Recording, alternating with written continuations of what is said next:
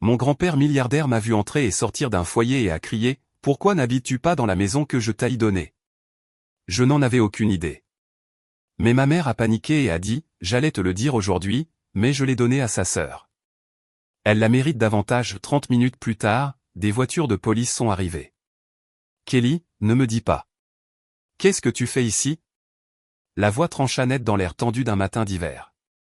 Je me suis arrêté net, juste une seconde, et j'ai instinctivement redressé le dos. J'avais honte à l'idée d'être vu dans des vêtements aussi miteux, mais je refusais de baisser la tête et de cacher mon visage. Ma fierté ne le permettrait pas. Lentement, j'ai levé les yeux et j'ai regardé droit vers le propriétaire de la voie. Là, debout, se tenait mon grand-père, Frank. Derrière lui se trouvait une berline noire de luxe, et la vue de mon grand-père, dans son manteau parfaitement taillé, formait un contraste cruel avec le bâtiment en béton crasseux derrière moi. À l'entrée pendait un panneau indiquant « Logement de transition Saint-Marie pour étudiants ». Oui, mon grand-père milliardaire venait de me voir sortir d'un foyer de transition pour étudiants sans abri. Grand-père. Ma voix était légèrement enrouée par l'air froid et sec du petit matin, mais elle sortit assez clairement. Ça fait longtemps. Réprimant mon agitation, je me forçai à le saluer calmement. Il me dévisagea de la tête aux pieds, comme s'il voyait quelque chose d'incroyable. Un jean usé, un sweat à capuche bon marché superposé pour la chaleur, et dans ma main, un sac de sport contenant tout ce que je possédais. « Pourquoi sors-tu d'un endroit pareil, Kelly ? Réponds-moi. » Sa voix tremblait, non pas de colère, mais d'un choc profond et de peur face à la réalité que sa petite fille adorée vivait dans un foyer de transition. Il y a des raisons, mais je vais bien. Je vais toujours à l'école et je me débrouille tant bien que mal. Bien ? Il n'y a pas moyen que ce soit bien. Il éleva la voix, et les passants se retournèrent, surpris. S'avançant vers moi, il attrapa fermement mon bras devenu maigre. Qu'est-il arrivé à la maison ? La maison que je t'ai donnée ? Je fronçai les sourcils aux mots qui jaillirent de sa bouche. La maison ? Je ne comprenais pas ce qu'il voulait dire. De quoi parles-tu ? Quelle maison ? La maison que je t'ai offerte il y a 6 mois pour ton 20e anniversaire ? Une maison meublée de 3 chambres dans le quartier de Riverside. Pourquoi n'y habites-tu pas ? Ses yeux étaient injectés de sang, son expression désespérée. J'étais confuse. Une maison dans le quartier de Riverside ? Je n'avais jamais même vu une maison dans un quartier aussi huppé. Grand-père, calme-toi. Je n'ai jamais rien reçu de tel. La seule chose que j'ai eue pour mon anniversaire, c'était une carte de maman. Papa et les autres ont dit que tu étais occupé à voyager à l'étranger et qu'il n'y aurait pas de cadeau cette année. Qu'est-ce que tu as dit ? Ses mouvements se figèrent. Je pouvais sentir son agitation se durcir rapidement en quelque chose de froid et tranchant. C'était un visage que je connaissais bien. Le visage de Frank, l'homme de fer qui avait jadis été craint dans le monde des affaires. Tu n'as rien entendu. Pas de clé, pas d'acte de propriété. Pas une seule fois, même quand j'ai été pratiquement jeté hors de la maison. Personne n'a jamais mentionné quoi que ce soit de ce genre. Lentement, il relâcha mon bras et serra les dents du fond, comme s'il avalait quelque chose d'amer. Au fond de ses yeux, des flammes de rage brûlaient férocement. Je vois. Grace et David. Il marmonna les noms d'une voix basse et grondante. Monte dans la voiture, Kelly. Il faut qu'on parle. Mais j'ai un stage à l'hôpital ce matin. Je t'y emmènerai. Avant cela, tu as besoin d'un vrai repas et d'une explication. Il n'y avait aucune place pour le refus dans son ton. J'ai laissé échapper un soupir discret et j'ai hoché la tête. Il ne servait à rien de faire bonne figure. Et, d'une certaine manière, je sentais que le mystère de cette maison manquante détenait la clé de ce qui avait fait dérailler ma vie. En montant dans la voiture chaude, la douceur du siège, une chose que je n'avais pas ressentie depuis longtemps, faillit briser le fil de tension étroitement enroulé en moi. Dis-moi tout. Comment tu as vécu ces derniers mois et ce qui est arrivé à cette maison ? Regardant toujours par la fenêtre, j'ouvris la bouche doucement. C'est une longue histoire, mais si tu es prêt à écouter. Et ainsi, je commençai à parler. Le sommeil était un luxe pour moi. À l'époque, je dormais en moyenne 3h30 par nuit. Si j'arrivais à dormir 4 heures, cela ressemblait à un miracle, à des vacances. Chaque matin, je me réveillais par pure tension avant même que mon réveil de 4 heures ne sonne. Je m'aspergeais le visage d'eau froide et regardais les cernes reflétées dans le miroir, me murmurant à moi-même, juste un peu plus longtemps, juste 2 ans de plus. En plus de mes études d'infirmière et de ma formation clinique, j'avais 2 emplois à temps partiel. Du petit matin jusqu'au milieu de l'après-midi, j'endurais des rotations cliniques épuisantes à l'hôpital universitaire.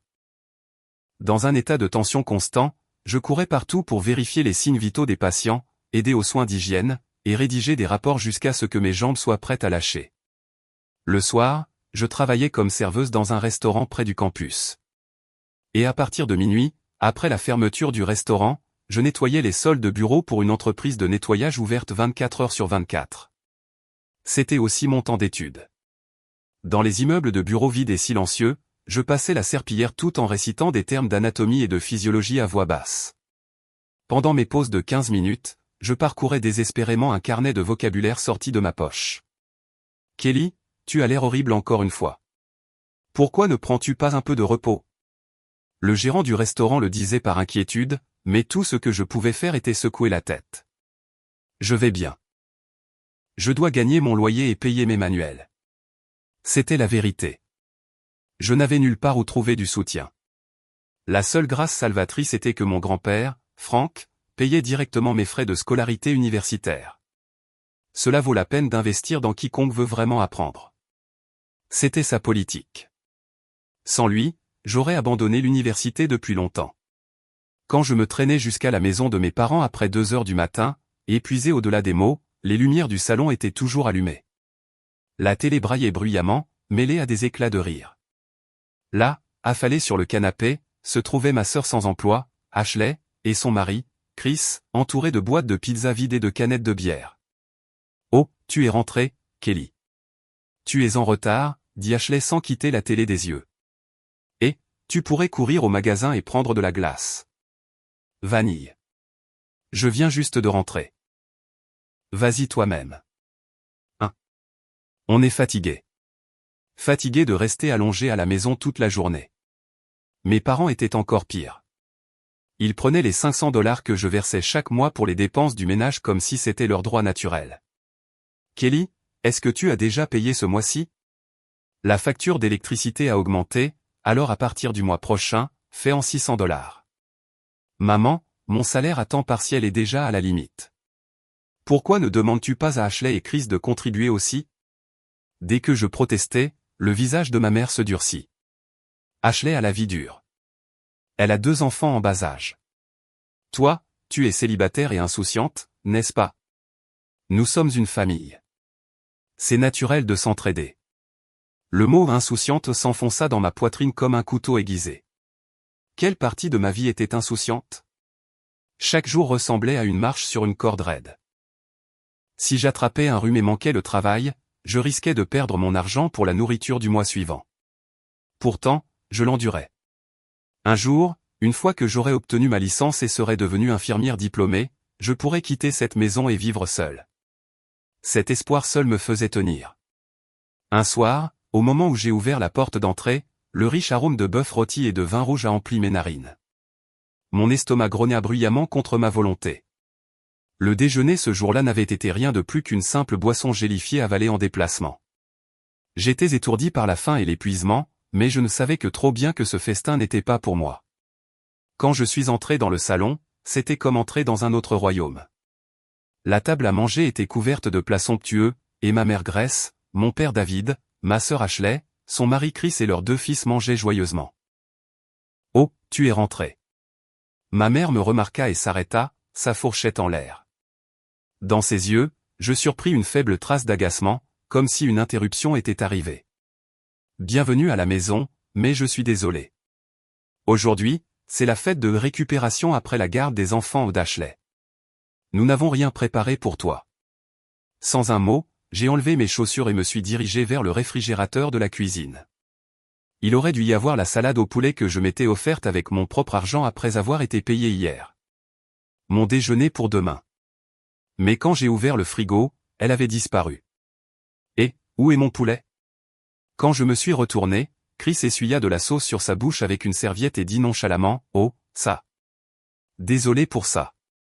Je l'ai utilisé comme apéritif tout à l'heure. » La date de péremption approchait de toute façon, alors je m'en suis occupé. Tu t'en es occupé? C'était mon déjeuner pour demain. Je l'ai acheté avec mon propre argent. Ne sois pas si difficile, Kelly, intervint Ashley en faisant tourner son verre de vin. C'est juste quelques dollars. Pourquoi s'énerver autant? Chris est très stressé par sa recherche d'emploi en ce moment.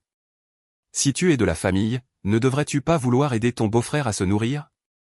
La dernière fois que Chris était allé à un entretien d'embauche, c'était il y a plus de 6 mois. Je savais exactement comment il passait ses journées, jeux en ligne et sport à la télé. Mon salaire horaire est bas. Avez-vous une idée du temps que je dois travailler juste pour me payer ce poulet? Quand j'ai élevé la voix, mon père, David, a claqué sa main sur la table. Kelly, comment oses-tu parler à ta sœur comme ça? Tu es borné.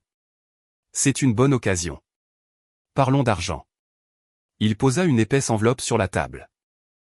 Rien qu'au renflement des billets à l'intérieur, je pouvais dire que c'était une somme substantielle. Il fit glisser l'enveloppe, non pas vers moi, mais vers Ashley. Tiens, Ashley. Le soutien pour ce mois-ci. Il y a 2000 dollars là-dedans. Mes yeux s'écarquillèrent. 2000 dollars. Il les remettait sans effort à une fille qui ne travaillait pas du tout. Merci, papa. Ça aide vraiment, dit Ashley en serrant l'enveloppe avec un sourire radieux. Attends une seconde, papa. Quand je t'ai demandé de l'aide pour mes manuels la semaine dernière, tu as dit que tu n'en avais pas les moyens, non? Alors, comment peux-tu donner autant d'argent à Ashley chaque mois? Ma mère répondit avec un soupir. Kelly, tu ne comprends vraiment pas, Ashley a une famille à protéger. Les apparences comptent, et nous ne pouvons pas laisser les enfants se sentir misérables, n'est-ce pas? Ils ont besoin de dignité. Dignité. N'avais-je pas besoin de dignité, moi aussi? Tu es célibataire. Vivre pour une seule personne est gérable. Ashley et sa famille sont juste dans leur phase de vie coûteuse. J'ai avalé ma colère et me suis retiré dans ma chambre. Mais au moment où j'ai ouvert la porte, je suis resté sans voix. Ma petite chambre, censée être mon sanctuaire, avait été mise à sac. Les notes d'anatomie que j'avais étalées sur mon bureau étaient éparpillées partout sur le sol. Mes précieux manuels étaient gribouillés au crayon, et plusieurs pages avaient été arrachées. Sur le lit, mes neveux sautaient de haut en bas avec leurs chaussures encore aux pieds. Qu'est-ce que vous croyez faire? Quand j'ai crié, les enfants ont éclaté en sanglots de surprise, et Ashley est arrivée en courant. Et, qu'est-ce que tu crois faire à mes enfants? Regarde ça. Mes notes sont ruinées. J'ai un examen demain. Ce ne sont que des morceaux de papier, non? Les enfants jouaient juste. Essaie d'être plus ouverte d'esprit. Honnêtement, étudier tout le temps déforme vraiment ta personnalité. Elle lança ces derniers mots et quitta la pièce avec les enfants. Quand le silence revint, je me laissai tomber sur le sol, serrant mon cahier déchiré dans mes mains. Je quitterai cette maison quoi qu'il arrive. Cette détermination seule m'empêchait de perdre la raison. Mais je ne savais pas alors, je ne savais pas qu'à ce stade déjà, mon ticket d'or pour sortir de cet enfer avait été dissimulé et écrasé par mes propres parents. Mon 20e anniversaire tomba un mardi sombre et pluvieux. Je ne m'attendais à rien. Je savais que les attentes n'existaient que pour être trahi. Pourtant, quelque part au fond de moi, j'attendais des nouvelles de mon grand-père, Frank. Peu importe à quel point il était occupé, il m'envoyait toujours une carte ou m'appelait pour mon anniversaire, chaque année. Mais mon téléphone n'affichait aucune notification. Quand je suis rentré tard ce soir-là, traînant les pieds, mes parents, Ashley et Chris étaient rassemblés autour de la table à manger, chuchotant à voix basse. Dès que j'ai ouvert la porte, ils ont relevé la tête brusquement et ont caché à la hâte les documents étalés sur la table. « Oh, Kelly, tu es rentré » dit mon père, David, en s'éclaircissant la gorge théâtralement. « Maintenant que j'y pense, c'est ton 20e anniversaire aujourd'hui, hein? Félicitations. Tiens. » Ma mère, Grace, me lança nonchalamment une enveloppe contenant 20 dollars de chèque cadeau. Merci. Est-ce que grand-père vous a contacté? L'air dans la pièce devint instantanément tendu. Mes parents échangèrent un bref regard. Oh, à ce propos. Ton grand-père a appelé. Il est en Amérique du Sud en ce moment, en train de monter une nouvelle entreprise quelque part sans même une bonne réception réseau. Il a dit de te transmettre ses amitiés, mais il n'a ni le temps ni les moyens d'envoyer un cadeau. Je vois. S'il est occupé, On n'y peut rien. Son explication semblait raisonnable, mais mon instinct me disait que quelque chose clochait. Mon grand-père n'était pas ce genre de personne. Juste à ce moment-là, Ashley laissa échapper un sourire qu'elle ne put clairement pas réprimer. Dans sa main, j'aperçus le bord d'une brochure brillante qu'elle n'avait pas réussi à cacher à temps. « Et, maman, tu ne trouves pas que cet îlot de cuisine est incroyable? Tu pourrais cuisiner tout en gardant un œil sur les enfants. C'est vraiment merveilleux. Et le salon est si spacieux. On dirait qu'il reçoit beaucoup de soleil, aussi. Vous déménagez? » Ashley me regarda avec un sourire triomphant. « Oui, nous avons enfin trouvé une maison digne de nous. » « Oh, Chris a trouvé un travail? » « Et, surveille tes paroles, » claqua Chris, bière à la main. « C'est juste. » « Eh bien, notre chance qui tourne. La vie n'est pas si mauvaise après tout. » Je perdis tout intérêt et me dirigeai vers ma chambre. Ils avaient probablement encore obtenu de l'argent de nos parents.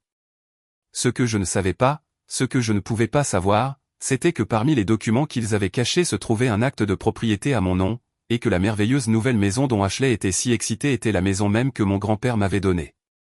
Le verdict tomba brutalement la semaine suivant mon anniversaire. Je vais aller droit au but. Nous déménageons de cet appartement à la fin du mois, dit mon père d'un ton professionnel après le dîner. Déménager? Où allez-vous? Nous déménageons dans la nouvelle maison d'Ashley, poursuivit ma mère. C'est un endroit merveilleux. Nous vivrons tous ensemble et aiderons à prendre soin des petits-enfants. Ashley renifla avec suffisance. C'est exact. Il y a plein de chambres. En échange de s'occuper de maman et papa dans leur vieillesse, nous avons préparé des chambres spacieuses pour eux. Comment avez-vous pu vous offrir quelque chose comme ça? Cela ne te regarde pas, coupa sèchement mon père. Ce qui est important, c'est ceci, il n'y a pas de place pour toi là-bas. C'était comme si le temps lui-même s'était arrêté. Que veux-tu dire? Exactement ce que ça veut dire. Cette maison est un sanctuaire pour la famille d'Ashley. Tu as 20 ans maintenant, n'est-ce pas? Ne penses-tu pas qu'il est honteux pour une fille adulte de continuer à vivre au crochet de ses parents? Au crochet? Je paie mes propres frais de scolarité et mes dépenses courantes. Si quelqu'un vit au crochet des autres, ce sont Ashley et son mari. Surveille ta bouche. Rugit mon père. Ta sœur vient de saisir une opportunité majeure dans la vie. Et au lieu de la célébrer, tout ce à quoi tu penses, c'est toi-même et où tu vivras. À quel point peux-tu être égoïste? Égoïste? Vous me dites que je perds ma maison? C'est pour ça qu'on te dit de devenir indépendante, dit ma mère, la voix douce mais les yeux froids. Prends ça comme ta chance de commencer à vivre seule. Tu devras être parti d'ici ce week-end. Fais tes bagages et pars. Nous ne te donnerons pas notre nouvelle adresse. C'est de l'amour vache.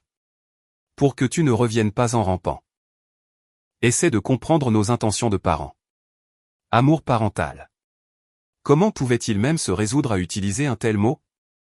Leurs véritables intentions étaient douloureusement évidentes, ils n'avaient plus besoin de l'argent que je gagnais. Ce week-end-là, j'ai quitté l'appartement avec 2 valises remplies de tout ce que je possédais et un simple sac à dos. Ma famille avait déjà déménagé ses affaires et était partie sans moi. N'ayant nulle part où aller, j'ai fini par atterrir dans un foyer de transition pour étudiants à la périphérie de la ville. Les nuits n'y étaient jamais calmes. Des tours résonnaient de toutes parts. Des gémissements de personnes piégées dans des cauchemars. L'odeur de l'eau de Javel mélangée à la moisissure flottait dans l'air. J'étais forcé de fournir un échantillon d'urine avec la porte des toilettes ouverte, juste devant un superviseur. Je me mordais la lèvre jusqu'au sang, retenant mes larmes tout en obéissant. J'étais une future professionnelle de la santé, je n'avais jamais touché à la drogue, et pourtant, dans cet endroit, je n'étais rien de plus qu'un numéro sous surveillance. La nuit, je dormais en serrant mon sac à dos contre ma poitrine comme un bébé. À l'intérieur se trouvaient mes coûteux manuels médicaux et le peu d'argent qu'il me restait. On y volait même les chaussures, alors je nouais mes lacets autour de mes poignets avant de me glisser dans mon lit. À 5 heures du matin, nous étions secoués pour le réveil. Après les corvées de nettoyage, je me changeais pour mettre mon uniforme clinique blanc dans des toilettes publiques près de la gare. C'est là qu'existait Kelly, l'étudiante en soins infirmiers diligente et exceptionnelle. Un jour de pluie, tremblant d'une forte fièvre dans le foyer de transition, je faisais défiler les réseaux sociaux sur mon téléphone. Une photo postée par Ashley apparut. Dans un salon spacieux et moderne, toute la famille se tenait souriante, verre levé, rassemblée autour d'une cheminée rougeoyante. La légende disait, notre première fête dans notre nouvelle maison. Reconnaissante pour la meilleure famille de tous les temps. À travers la fenêtre derrière eux, je pouvais voir la magnifique vue nocturne du quartier de Riverside. Pourquoi tremblais-je dans un lit moisi pendant qu'il se réchauffait près d'une cheminée? J'ai pleuré jusqu'à n'avoir plus de larmes, brûlant de frustration et d'injustice. Et puis le lendemain matin, alors que je sortais en titubant du foyer de transition, la voiture de mon grand-père Franck m'attendait juste devant. Quand j'eus fini de tout lui raconter, le redouté homme de fer, Franck, se couvrit le visage des deux mains, les épaules tremblantes alors qu'il pleurait. Je suis désolé. J'ai été un idiot. J'ai trop fait confiance à tes parents. Il essuya ses larmes et me regarda avec des yeux pleins de résolution. Kelly, écoute attentivement. Cette maison où vit Ashley, celle de Riverside, je l'ai achetée avec mon propre argent et je l'ai enregistrée à ton nom. C'est ta maison. Quoi? L'acte de propriété et les clés ont été confiés à tes parents par l'intermédiaire de mon avocat. Je leur ai dit que c'était une surprise pour toi. Ils l'ont volé, t'ont trompé, et t'ont même chassé. Un frisson froid parcourut mon dos. Cette maison, celle dont Ashley s'était vantée comme étant digne d'eux, était la mienne. Ça ne peut pas être vrai. Ça l'est, et je vais le prouver. Mon grand-père m'installa dans une suite d'hôtels de luxe et s'assura que je mange correctement. Pendant que je me reposais, il appela ma mère, Grace. Papa, comment vont les affaires en Amérique du Sud? Sa voix mielleuse traversa le haut-parleur. Ça va bien. Au fait, comment va Kelly? Je n'ai pas pu la joindre. Oh, elle va très bien. Elle apprécie de vivre seule dans un appartement près de son école. Elle a dit qu'elle voulait se concentrer sur ses études, alors elle nous a demandé de ne pas trop la contacter. Un mensonge. Il ne savait même pas où j'étais. Je vois. En fait, on dirait que je vais pouvoir rentrer pour ce Noël. J'espérais que nous pourrions tous nous réunir en famille. Vraiment? C'est merveilleux. Alors tu dois venir à la nouvelle maison. Oh, une nouvelle maison. Ça a l'air délicieux. Kelly sera là aussi, je suppose. Bien sûr. Oui. Je vais l'inviter. Un autre mensonge. Après avoir raccroché, mon grand-père parla froidement. Tu as entendu ça, Kelly? Ils se ficheraient même que tu sois morte, tant que leur mensonge ne serait pas exposé. Il se leva et regarda par la fenêtre. J'ai déjà contacté mes avocats, les registres de propriété, les historiques de transfert. Tout sera examiné. Et puis Noël. Il se retourna vers moi et sourit doucement. Jusque-là, repose-toi ici. Et à Noël, tu porteras la plus belle robe et tu retourneras avec moi dans ta maison. La veille de Noël, je portais une robe en velours rouge profond que mon grand-père avait choisie pour moi. Tu es magnifique, Kelly. C'est celle que tu as toujours été destinée à être. Nous sommes montés dans la limousine qui attendait, puis nous nous sommes dirigés vers le quartier de Riverside. Bientôt, la voiture s'arrêta devant une grande propriété avec un portail imposant. Elle était là, la maison dont j'avais rêvé. Un bel extérieur en briques, mais accroché à la porte d'entrée se trouvait une couronne de mauvais goût qui disait « Bienvenue chez la famille Smith ». Es-tu prête? Oui, je suis prête. Mon grand-père sonna à la porte. De l'intérieur vint la voix joyeuse de ma mère. J'arrive. Ça doit être le livreur de pizza. La porte s'ouvrit. Joyeux, le sourire qui s'étalait sur le visage de ma mère se figea instantanément. Debout devant elle se trouvait le père qui était supposé être en Amérique du Sud et la fille qui était supposée avoir disparu. Père. Et Kelly. Ce n'est pas possible. Pourquoi êtes-vous ici? Nous avons été invités, dit froidement mon grand-père. C'est une fête dans votre nouvelle maison, n'est-ce pas? Entrons. Il frôla ma mère et entra d'un pas assuré dans le hall d'entrée. Quand nous sommes entrés dans le salon, la scène devant nous était un véritable festin. La table était couverte de plus de nourriture que quiconque ne pourrait en finir. Sur le canapé, Ashley étalait un sac à main de créateur tout neuf tandis que Chris tirait tranquillement sur un cigare. Mon père, David, était de bonne humeur, en train de découper la dinde. Et, Grace. Qui est à la porte? Ne me dis pas que le gâteau est déjà. Il leva les yeux, couteau toujours en main, et se figea. L'air dans la pièce devint silencieux comme le vide en un instant. Eh bien, David, Ashley, Chris, vous semblez bien vous amuser dans la maison de ma petite fille. Le poids de ces seuls mots sembla faire chuter la température en dessous de 0. Grand-père, tu as dit que tu ne revenais pas avant la semaine prochaine. Les plans changent. Mon grand-père pointa sa canne vers la photo de mariage d'Ashley et Chris accrochée au mur. Explique-moi ça. Pourquoi vivez-vous dans la maison que j'ai donnée à Kelly? Et pourquoi Kelly a-t-elle été forcée de dormir dans un foyer de transition pour étudiants sans abri? Sans abri? Râla mon père en me fixant dans ma robe. De quoi parles-tu? Kelly vivait dans un appartement. Silence. Le cri de mon grand-père claqua comme le tonnerre. Je ne suis pas ici pour des excuses. Nous réglons tout, ici et maintenant. La police et les avocats sont déjà en route. Ce n'est pas une réunion de famille. C'est un procès. La police. Au loin, le son des sirènes commença à s'amplifier. Papa, attends. Tout est un malentendu. Nous allions lui dire aujourd'hui. Nous avons donné la maison à Ashley. Elle a une famille. Elle la mérite plus, cria ma mère, essayant d'attraper le bras de mon grand-père, mais il repoussa sa main d'une tape. Il n'y a aucun malentendu. Ce que vous avez fait à Kelly est un crime. Détournement de fonds, falsification de documents privés, fraude. À ces mots, Ashley, tremblante, intervint. Mais grand-père. Kelly est célibataire. Elle ne peut pas gérer une si grande maison toute seule. J'ai des enfants. Ne serait-il pas plus raisonnable que toute la famille l'utilise? Kelly comprendrait, n'est-ce pas? Pas vrai, Kelly?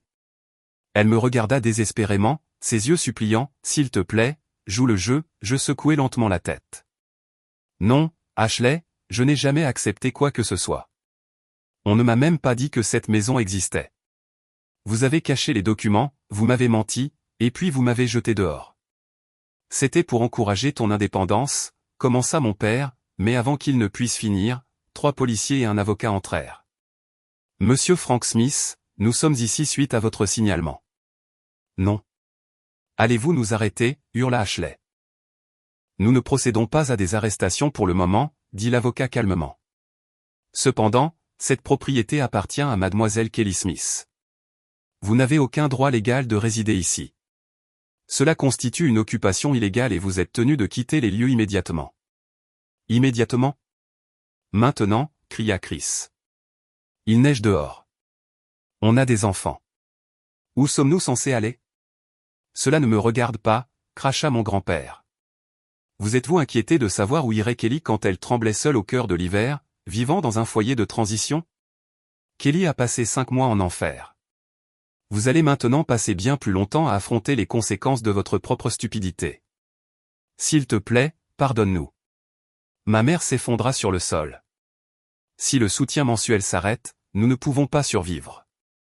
Un soutien qui s'arrête aujourd'hui. Je donne des instructions à ma société de gestion de patrimoine pour arrêter définitivement tout virement vers vous. J'ai aussi révisé mon testament. Vous ne recevrez pas un seul centime. Non, c'est impossible. 72 heures, annonça un policier. Vous avez 72 heures pour récupérer vos effets personnels et partir. Une procédure d'expulsion formelle suivra. Ce qui suivit fut le chaos pur. Ashley courait partout en serrant ses sacs à main. Chris essayait d'emporter des bouteilles d'alcool coûteuses et fut arrêté par la police. Mes parents se hurlaient dessus, se rejetant la faute l'un sur l'autre. C'était le vrai visage de la famille dont j'avais jadis désiré l'amour. Ils n'étaient rien de plus que des parasites liés par l'argent de mon grand-père et mon sacrifice. Enfin, mon grand-père rendit son jugement final. Ne vous approchez plus jamais de Kelly. Si vous tentez de la contacter, je m'assurerai personnellement que vous passiez le reste de vos jours en prison. La lourde porte d'entrée claqua. Le son fut profond, définitif, et étrangement rafraîchissant. Il marquait la fin de mon passé. C'est fini, Kelly, dit mon grand-père en m'attirant doucement dans son étreinte. C'est ta vraie maison. J'ai enfoui mon visage dans la poitrine de mon grand-père, les larmes coulant sur mon visage. Ce n'étaient pas des larmes de chagrin. C'étaient des larmes de renaissance. 6 mois ont passé depuis ce bouleversement, et le printemps est arrivé. Ma maison est maintenant enveloppée d'une douce lumière du soleil. Le salon, autrefois encombré et criard des désirs incontrôlés de ma famille, a rené comme un espace simple et calme. Quant à ce qu'il est advenu d'eux par la suite, voici ce que j'ai entendu dire par la rumeur. Mes parents ont fini par divorcer après s'être entredéchirés par des disputes constantes. Mon père, David, incapable de trouver un travail stable à cause de son âge, survit à peine avec un emploi à temps partiel de régulation de la circulation. Ma mère, Grace, après avoir fait le tour de ses amis pour mendier de l'argent, a été abandonnée par tous et vit maintenant dans un vieux logement social. Et ma sœur Ashley et son mari Chris. Pour la première fois de leur vie, ils font face à la réalité de devoir suer pour survivre. Ironiquement, le travail avec lequel Chris s'est retrouvé est celui de nettoyeur de nuit dans la même entreprise de nettoyage où je travaillais autrefois. Ashley, pendant ce temps, fait frire des pommes de terre dans une cuisine de fast-food imbibée de graisse. Ils se plaignent du mal de dos et des bas salaires, apparemment. Mais ce sont exactement les épreuves que j'ai endurées en silence. Quelquefois, des lettres et des appels manqués sont arrivés de leur part. Nous sommes désolés. Tu ne veux pas voir tes parents? Et finalement, s'il te plaît, aide-nous financièrement. J'ai passé chaque lettre au destructeur de documents et bloqué chaque numéro sans hésitation. Cela semble-t-il cruel? Non. C'est un mur nécessaire que j'ai construit pour protéger ma dignité. J'ai maintenant atteint en toute sécurité ma dernière année d'école d'infirmière. Mon grand-père, Frank, vient souvent le week-end, et nous passons du temps à entretenir le jardin ensemble. Tu es devenue forte, Kelly, dit-il en souriant doucement. Grâce à cette expérience, j'ai tiré une leçon inestimable. La gentillesse sans limite n'est pas une vertu. C'est une faiblesse, une brèche que les gens malveillants peuvent exploiter. Le véritable amour ne signifie pas accepter chaque demande déraisonnable. Avoir le courage de dire non et se respecter mutuellement en tant qu'individus indépendants, voilà ce qui fait une relation saine. Aujourd'hui, je vis sans être exploité, sans avoir à deviner l'humeur de qui que ce soit, guidant ma vie par ma propre volonté. Ma véritable vie ne fait que commencer.